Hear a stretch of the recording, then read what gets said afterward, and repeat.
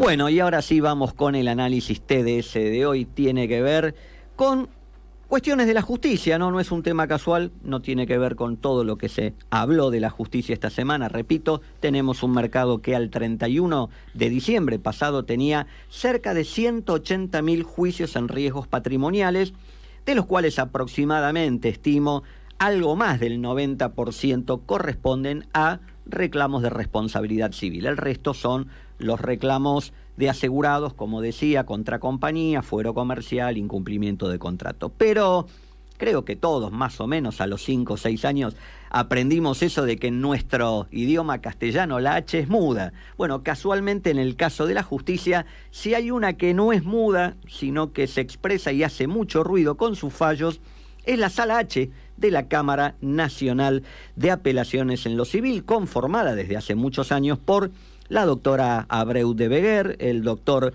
Kipper y el doctor Fajre. Esos son los miembros de esta sala, y ahora les voy a contar por qué la preocupación de parte del mercado respecto de los pronunciamientos que salen de esta sala, que van muy a contramano de lo que es la técnica aseguradora y que obviamente causan perjuicio de una forma que es muy difícil de sostener, ¿no? Primero, una postura que también diría es casi exclusiva de esta sala, que la ha manifestado en varios casos respecto a la mala praxis médica.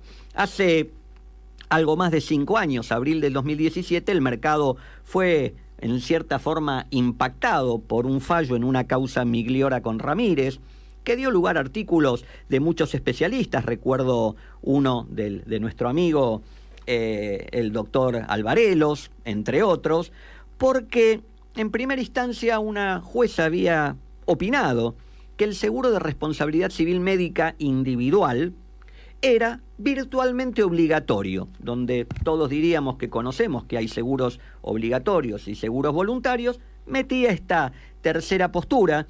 Obviamente, cuando aparece por ahí la palabra obligatorio, lo que se está tratando es de llevar el tema a la órbita de la Ley de Defensa del Consumidor y decir que, en definitiva, las condiciones del seguro, entre las cuales está el límite asegurado, no son oponibles al tercero, más allá que la Corte dijo claramente en Buffoni que la Ley de Defensa del Consumidor no es aplicable al contrato de seguro, y siempre en los fallos los miembros de la Corte defendieron el artículo 118 de la Ley de Seguros, el que dice que la compañía responde en la medida del seguro. La Sala H, confirmó este caso, condenó a la compañía sin límite.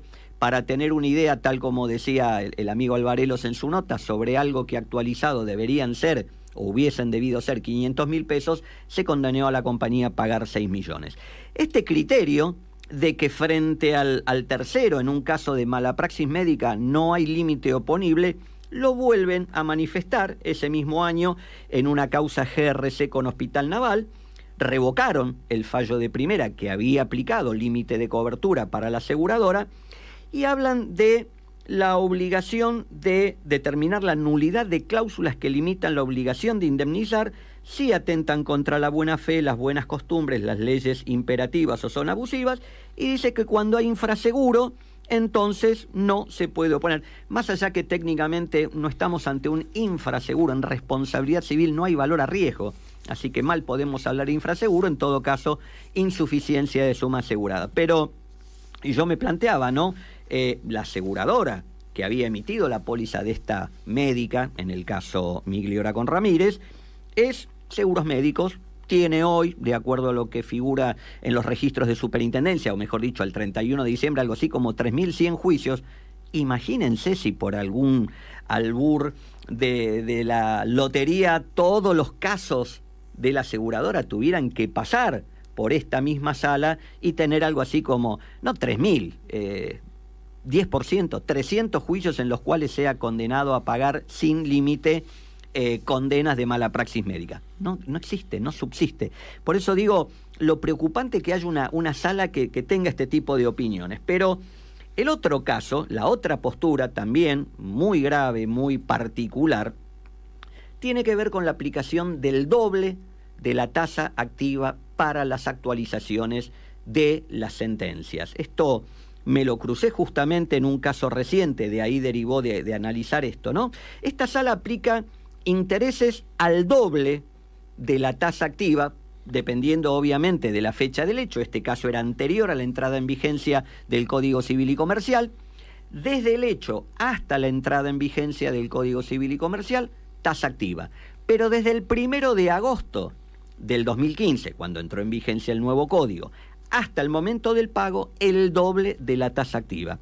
Hice una averiguación, consulté a algunas personas, me dijeron: Fernando, el fuero civil consta de 13 salas, de la A a la M. La única de las 13 que tiene este criterio es la sala H, francamente ruinoso e insostenible. De alguna forma todos sabemos que no hay ningún tipo de inversión que pueda dar un rendimiento similar, ya no a la tasa activa, al doble de la tasa activa. Muchos dicen acá debería llamarse un plenario, así como en su momento el fuero civil en la causa Zamudio, año, por ahí lo tengo, 2009, dijo: no se va a aplicar más la tasa pasiva como era hasta ese momento, sino la tasa activa, en cierta forma una forma más sancionatoria a quien dilata los temas de hacer los juicios largos, pero claramente lo del doble de la tasa activa no tiene ningún asidero legal. Tengan en cuenta que esto juega en la indemnización, y sobre la indemnización se determinan las costas, es decir, es doblemente punitorio, por llamarlo de una forma, el tema de que se establezca doble tasa activa. Yo hice un cálculo sobre lo que era esta causa, que se llama, esperen que la tengo por acá, Pereira, una causa Pereira, perdón, Egan con Forciniti, donde, tomando 1 millón de pesos de capital de condena, siguiendo el criterio de las restantes salas, daría 4.250.000, pero para la sala H da 7.250.000. Fíjense cómo juega esto de aplicar un doble de tasa activa. Esto está en la Corte. Lamentablemente, así como esos otros 2 casos de mala praxis que les conté, llevan 5 años en la Corte no ha definido nada. También este tema de aplicación de doble tasa activa llegó hasta la Corte, pero hasta la fecha no ha habido un pronunciamiento. Recuerden que hace un año ya anticipábamos que con la renuncia de la doctora Hayton de Nolasco, la Corte quedaba casi en un virtual empate en los temas que tenían que ver con el seguro. 2 votos favorables, Maqueda y Rosenkrantz, y 2 votos que en general votaban en contra de la concesión del recurso, ¿no?